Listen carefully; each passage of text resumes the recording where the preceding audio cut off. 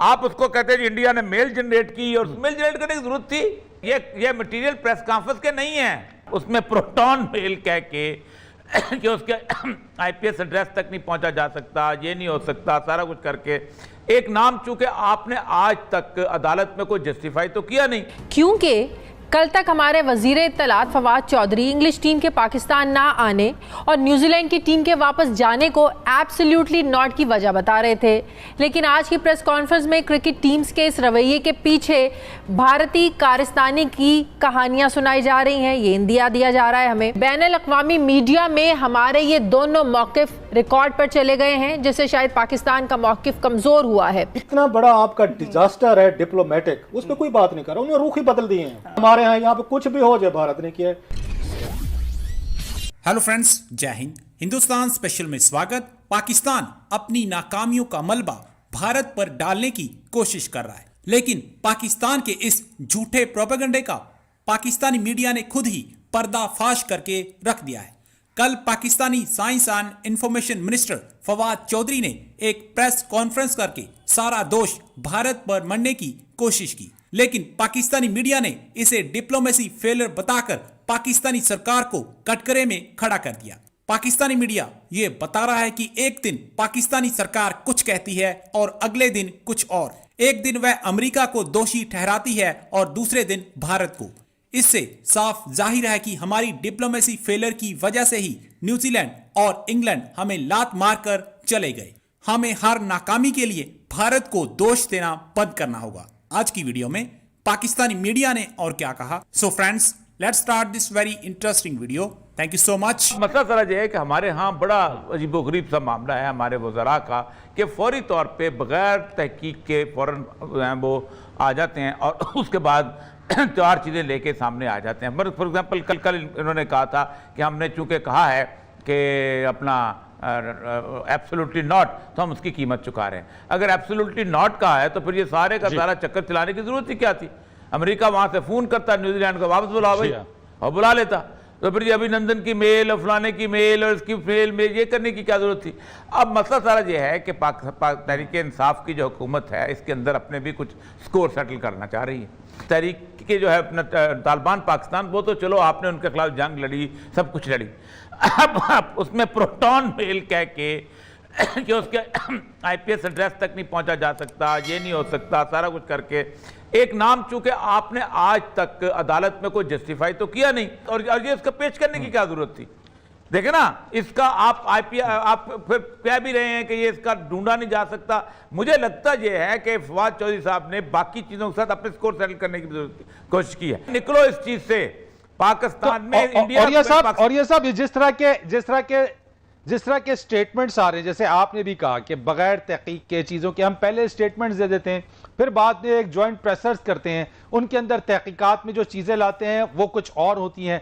तो आप समझती नहीं कि हमारे जो वफाकी वुज़रा हैं वो कोई भी इस तरह की स्टेटमेंट देने से पहले ना सोचते हैं ना समझते हैं, स्टेटमेंट्स दे देते हैं, बाद में जब चीज़ें हकायक सामने आते हैं वो उससे जो है वो मुतसादिम होते हैं। देखिए, मैं आपको एक बात अर्ज करूं कि ये जो जिसे यहाँ पेश करते हैं ना ये जो है इंटरनेशनल लेवल के ऊपर इसकी धज्जियां बिखर जाती हैं। अब मसला सारा ये है कि ये जो आप रोज प्रेस कॉन्फ्रेंस करते हो, आप किसको, लोगों को नहीं पता कि उन्होंने क्या किया, न्यूजीलैंड ने क्या किया। आप बराह रास्त क्यों नहीं कहते हो कि अमेरिका ने उसको कहा है। अब जब आप ये कहते हो कि उन्हें इनकार की कीमत चुकानी पड़ी, आप बताएं कि न्यूजीलैंड को किसने कहा है कि तुम ये करो। आप उसको कहते हैं इंडिया ने मेल जनरेट की और मेल जनरेट करने की जरूरत थी। ये मटेरियल प्रेस कॉन्फ्रेंस के नहीं है। मुझे सिर्फ ये कहने का मतलब है कि अगर ये इस तरह की सूरत हाल होती है तो आप बड़े वाजे होके आए। अब ये जो अपना उन्होंने कहा कि आपने अभिनंदन मिश्रा का जो एक आपने लिखा है, अब पाकिस्तान में बेशुमार लोग ऐसे थे, बल्कि दुनिया में बेशुमार ऐसे थे कि अभी पाकिस्तान के ऊपर जब मामला आएगा तो सबसे पहले क्रिकेट जो है वो यहाँ से गायब होगी। अब जिन लोगों ने तबसरा किया है कि इंग्लैंड भी जाएगा, आपको याद है मैं और आप गुफ्तगू कर रहे थे तो मैंने कहा था इंग्लैंड जा रहा है, ठीक है, और इंग्लैंड जाने का 15 मिनट बाद इंग्लैंड का कॉल आ गई। तो इसका मतलब है कि मैं अभिनंदन मिश्रा हूं। जी हाँ यार, दुनिया को देखते हुए तुम्हें पता होना चाहिए कि तुम्हारे साथ क्या हो रहा है। एब्सोल्युटली नॉट, या फिर भारतीय साजिश। क्या पाकिस्तान में न्यूजीलैंड की क्रिकेट टीम की वापसी को लेकर कोई कंफ्यूजन पाई जा रही है? क्योंकि कल तक हमारे वजीर इत्तलात फवाद चौधरी इंग्लिश टीम के पाकिस्तान ना आने और न्यूजीलैंड की टीम के वापस जाने को एब्सोल्युटली नॉट की वजह बता रहे थे, लेकिन आज की प्रेस कॉन्फ्रेंस में क्रिकेट टीम्स के इस रवैये के पीछे भारतीय कारस्तानी की कहानियां सुनाई जा रही हैं, ये इंदिया दिया जा रहा है हमें। कल उन्होंने क्या कहा था, जरा देखिए। और कौमें अपनी कीमत अदा करती हैं और मेरा ये ख्याल है कि पाकिस्तान की कौम भी तैयार है और किसी भी चैलेंज से निपटने के लिए, और अगर आप एब्सोल्युटली नॉट कहेंगे तो फिर उसकी कीमत है वो आपको अदा करनी पड़ती है। क्यों न्यूजीलैंड की टीम इस नतीजे पे पहुंची कि उन्हें दौरा ख़त्म कर देना चाहिए? एक ईमेल आईडी जनरेट की गई हमजा अफरीदी के नाम से, उसके 15 मिनट के बाद उसी ईमेल आईडी से ये न्यूजीलैंड की टीम को थ्रेट जनरेट किया गया, और ये जो ईमेल आईडी है ये हिंदुस्तान से वीपीएन के जरिए की गई फॉल्स थ्रेट थी जिसके ऊपर हुआ किया गया, और ये सारा थ्रेट जो है ये इंडिया से जो है वो जनरेट हुआ। नाज़रीन, अब ये वज़ीर इत्तलात की कन्फ्यूजन है या फिर इमेच्योर इन्फॉर्मेशन पर लफाजी का नतीजा है, लेकिन ये हकीकत है कि बैनुल अक़वामी मीडिया में हमारे ये दोनों मौक़िफ़ रिकॉर्ड पर चले गए हैं, जिससे शायद पाकिस्तान का मौक़िफ़ कमज़ोर हुआ है, क्योंकि एब्सोल्युटली नॉट का ताल्लुक तो अमेरिका से है। जो वज़ीर-ए-आज़म इमरान खान ने एक अमेरिकी वेब चैनल के सवाल पर कहा था, जब उनसे अफगानिस्तान के लिए अमेरिका को हवाई अड्डे देने के बारे में पूछा गया तो उन्होंने जवाबन एब्सोल्युटली नॉट कहकर सख्त मौक़िफ़ अपनाया। अब ये एब्सोल्युटली नॉट तो सिर्फ अमेरिका या हवाई अड्डों तक ही महदूद था, लेकिन फवाद चौधरी ने इसे क्रिकेट के साथ भी कल जोड़ दिया। लेकिन आज जो ईमेल का ट्रैक किया तो ये पता चला कि वो भारत के शहर मुंबई से की गई और वीपीएन का सहारा लेकर इसे सिंगापुर से जाहिर किया गया। ये जो भारत को जिम्मेदार करार दे दिया गया और बाकायदा ये कहा गया है कि धमकी दी गई ईमेल के ज़रिए and then it was a fake ID, क्या कहेंगे इसके ऊपर? बात यह है कि क्रिकेट के जो न्यूजीलैंड का मनसूख हुआ दौरा, फिर उसके बाद इंग्लिस्तान का मनसूख हुआ, इससे धचका एक लगा है हर एक को, हर आदमी को लगा है, जो क्रिकेट के फैंस हैं उनको भी लगा है।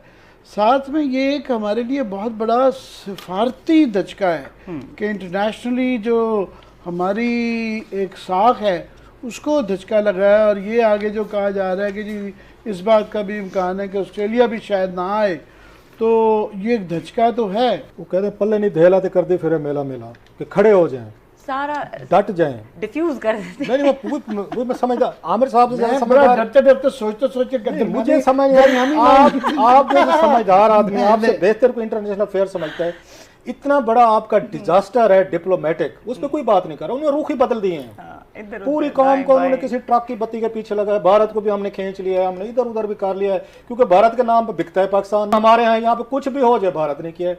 ये अल्लाह के फजल से दाद देता हूँ मैं दोनों मुल्कों को, इनके अवाम को भी माशाल्लाह, यहाँ की लीडरशिप को भी, हमारी इस्टेब्लिशमेंट को भी, कि आपने ऐसा माहौल क्रिएट कर दिया है कि दुनिया में ना आपके यहाँ कोई आने को तैयार है। अब पूछा जाना चाहिए शाहमूद कुरैशी साहब से कि आप 3 साल से फॉरेन मिनिस्टर, ये डिप्लोमेटिक फेलियर्स हैं, ये सिक्योरिटी बाद में आती है। आपने सेल करना होता, सिक्योरिटी इश्यूज जो हैं आपने उनको आपने सेल करना होता है दुनिया को, इसलिए डिप्लोमेटिक है। हाँ। इन मसूफ की जितनी डिप्लोमेटिक फेलियर रही है शाहमूद कुरैशी की 3 सालों में उठा को एक सक्सेस सुना दे मुझे, एक